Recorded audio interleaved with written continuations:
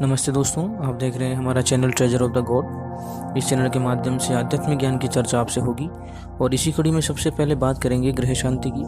दोस्तों, आज ग्रह शांति के नाम पर मार्केट में क्या कुछ हो रहा है आप और हम ये सब जानते हैं, लेकिन फिर भी मनुष्य की जो स्थितियां हैं वो वैसी की वैसी ही बनी रहती हैं और लोगों को अपने कार्य व्यवहार में तनिक भी लाभ नहीं मिलता है। चाहे वो महंगे रत्न धारण कर ले, चाहे वो दान पुण्य करे या कोई अन्य कार्य ज्योतिषियों के द्वारा जो बताए गए हैं, वो सब करने के बाद भी जो है उसे अनुकूल प्रभावों की प्राप्ति नहीं होती।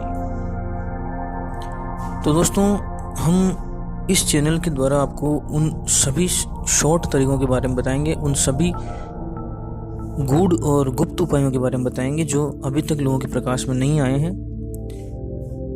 और उनके कई अनछुए पहलू जो हैं वो भी मैं आपके सामने रखने की कोशिश करूंगा। तो सबसे पहले मैं ग्रह शांति में बृहस्पति ग्रह की शांति के लिए इस वीडियो को आपके लिए बना रहा हूं, और इसी कड़ी में सबसे पहले तो चलिए दोस्तों शुरू करते हैं। सबसे पहले हम बात करेंगे गुरु ग्रह के लिए। दोस्तों, गुरु ग्रह की सामान्य जानकारी, आप वैज्ञानिक जो जानकारी है वो आप इंटरनेट पर से प्राप्त कर सकते हैं। मुख्य बातें मैं आपको बताना चाहूँगा कि यह सौरमंडल का द्वितीय सबसे बड़ा ग्रह है और इसका गुरुत्वाकर्षण क्षेत्र इतना विस्तृत है कि यह पृथ्वी की रक्षा भी अनेक उल्कापिंडों से करता है। और इसके जो स्वामी ग्रह हैं वो हमारे ग्रंथों के अनुसार देवगुरु बृहस्पति को माना गया है। दोस्तों, देवगुरु बृहस्पति वो मुख्यतः ज्ञान के कारक ग्रह हैं और ज्ञान जो है वो मुख्यतः गुरु से ही हमें प्राप्त होता है और बिना गुरु के हम ज्ञान भी प्राप्त नहीं कर सकते हैं। तो देवताओं में जो सर्वप्रथम जो स्थान है देवगुरु का, वो बृहस्पति जी को दिया गया है।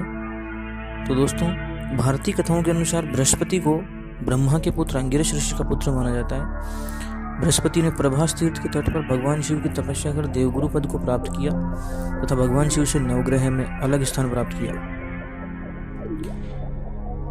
सामान्य जानकारी में हम बताना चाहेंगे कि इनका जो दिन है वो गुरुवार है, रंग इनका पीला है, इनका जो न्यूमरोलॉजिकल अंक हैं वो 3 है। राशि स्वामी ये धनु और मीन राशियों के स्वामी हैं और इनका जो रत्न है वो पुखराज है।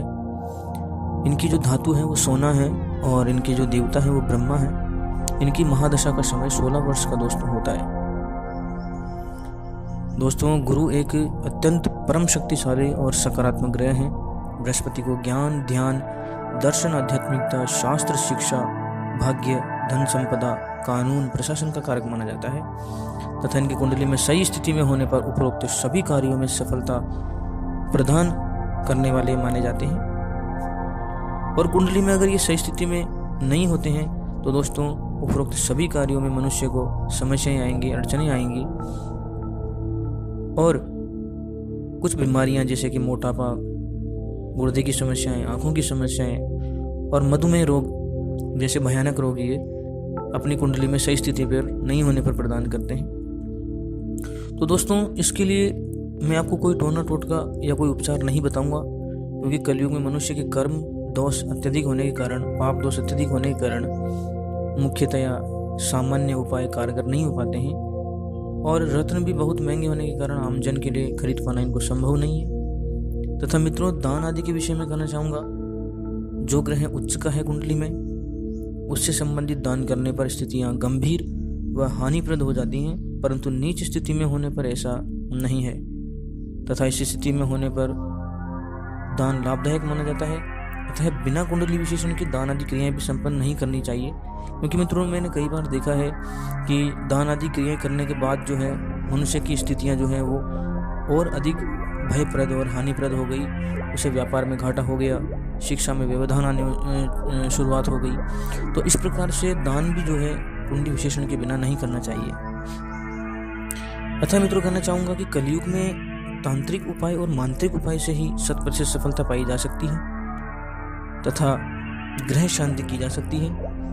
और इस बात को वो लोग भली भांति जानते हैं जो टोने टोट के उपाय कर चुके हैं और उन्हें एक अच्छे मार्गदर्शक या ज्योतिषी की अगर प्राप्ति हुई है तो वो इस बात को अच्छे से जानते हैं कि किस प्रकार से मांत्रिक और तांत्रिक उपाय से हम ग्रहों को पूर्ण रूप से अनुकूल कर सकते हैं।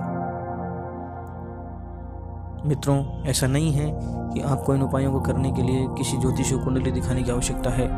अर्थात गुरु आपकी कुंडली में किसी भी स्थिति में हो, उससे कोई फर्क नहीं पड़ता है। अगर गुरु कुंडली में उच्च का है तो इसे और अधिक बल मिलता है, तथा यदि नीच का है तो उसकी शांति होकर उपरोक्त सभी लाभप्रद प्रभावों की प्राप्ति आपको होगी। तो दोस्तों, सबसे पहले इसी कड़ी में हम बात करेंगे वेदोक्त साधना की। दोस्तों, वेदोक्त साधनाएं हमारे वेदों और पुराणों के अंदर ग्रह शांति के लिए बताई हुई हैं, लेकिन इनके ऊपर कई ज्योतिषी, कई पंडित लोगों ने अपना एकाधिकार समझ करके इन्हें कई लोगों को नहीं बताया, या मैं कहूँगा कि वो स्वयं ही इन साधनाओं को साधकों के लिए करते हैं, मतलब इन्हें गुप्त रखा गया है। लेकिन आपको मैं बताना चाहूँगा कि वेदोक्त साधनाएं और तांत्रिक साधनाएं दो ऐसे प्रयोग हैं, दो ऐसे हथियार हैं जो एक प्रकार से ब्रह्मास्त्र के समान हैं और आपकी ग्रह शांति करने में अचूक फलदायक होंगे। तो वेदोक्त साधना करने से के लिए आपको जो है किसी भी बृहस्पतिवार के दिन शुभ मुहूर्त में सुपारी को बृहस्पति का रूप मानकर उसका पंचोपचार पूजन करना है, तथा पीले पुष्प अर्पण करें व हल्दी का तिलक करें। माला हल्दी की गांठ या रुद्राक्ष की आप ले लें। आसन पीला या वस्त्र पीले हों और साधना से पूर्व बृहस्पति शांति का आप संकल्प लें, तथा उपरोक्त संख्या में मंत्र जाप आप संपन्न करें। मंत्र जाप की संख्या दोस्तों आपके हिसाब से अनुकूल हो सकती है। जिस प्रकार से आप 19,000 मंत्र का जाप कर सकते हैं, 38,000 का कर सकते हैं, 78,000 का कर सकते हैं, या 1.25 लाख जाप भी आप कर सकते हैं। तथा अंत में दशांश हवन जो मंत्र जाप आप करेंगे, जैसे आप 19,000 जाप करते हैं तो उसका दशांश आप निकाल करके और उतनी आहुति आपको घी से आपको आहुति देनी है। इस प्रकार से आपको दशांश हवन करना है। इस साधना के लिए जो ध्यान मंत्र है वो आपको इस प्रकार से पढ़ना है। ध्यान मंत्र पढ़ने का अर्थ होता है दोस्तों कि आपको आंखें बंद करके देवगुरु बृहस्पति का ध्यान करना है और ये मंत्र जो है आपको उच्चारण करना है। जब ध्यान मंत्र उच्चारण कर लें उसके बाद में मंत्र जो है, आप जो ये मंत्र लिखा हुआ है इस मंत्र का आप जाप करें, ओम ब्रीम बृहस्पतये नमः, और अंतिम दिन आप दशांश हवन करें और संपूर्ण सामग्री जो आपकी इकट्ठी हो जाएगी उसे पीपल के पेड़ में नीचे रखाएं। तो इस प्रकार से जो है वेदोक्त साधना आपकी संपन्न होती है और आपको तत्काल गुरु शांति या बृहस्पति शांति का अनुभव होता है। तांत्रिक साधना की बात करें दोस्तों, तो ये तांत्रिक साधना मुख्यतः अत्यंत तीव्र प्रभाव देने वाली होती है, क्योंकि तंत्र जो है भगवान शिव के द्वारा रचित है और तंत्र जब कार्य बहुत शीघ्रता से करना हो और अत्यंत तीव्रता के साथ उसका अनुभव करना हो तो फिर तांत्रिक साधना या तांत्रिक उपाय बहुत कारगर माने जाते हैं। इस साधना की विधि भी वेदोक्त साधना के समान ही होगी, केवल आपको ध्यान मंत्र परिवर्तित करना है और जो मूल मंत्र जो जाप करेंगे वो भी इसमें परिवर्तित हो जाएगा। तो इसके लिए आप भोजपत्र पर बृहस्पति यंत्र बना लें जो कि आपको नीचे दिया हुआ है। ये यंत्र बना करके और आप सामने रख लें और साधना के दौरान इसका पंचोपचार पूजन कर लें। जिस प्रकार से बृहस्पति के लिए आपने सुपारी मान करके उनका पूजन किया था, इसी प्रकार से यंत्र का ही पूजन करें और रोज इस पर पुष्प अर्पित करें। और मंत्र जाप जिस दिन समाप्त हो जाए उस दिन आप इसको शुभ मुहूर्त में धारण कर लें, तो इससे आपको बृहस्पति की ऊर्जा का संचार आपके शरीर में होगा। ध्यान मंत्र दिया हुआ है, इस प्रकार से आप पढ़ें और उसके बाद मंत्र जो है दिया हुआ है, ओम ग्राम ग्रीम ग्रौम सह गुरुवै नमः। इस प्रकार से आप इस मंत्र को करें और निश्चित संख्या में आपको जाप करना है। संकल्पित आप निश्चित दिनों के लिए कर सकते हैं। जैसे कि 19,000 जाप करना है तो आप उसके लिए दिन निश्चित कर लें कि 7 दिन में करना है अथवा 11 दिन में करना है, और या फिर आप जो है 21 दिनों में से करना चाहते हैं, लेकिन 21 दिन से ज़्यादा समय नहीं होना चाहिए। तो उतनी संख्या में जो जाप हैं उनका एक दिन निश्चित कर लें कि हमें एक दिन में इतना जाप करना है। तो हमें 19,000 जाप या 38,000 जाप 7 दिन में, 21 दिन में अथवा 11 दिन में संपन्न हो जाने चाहिए।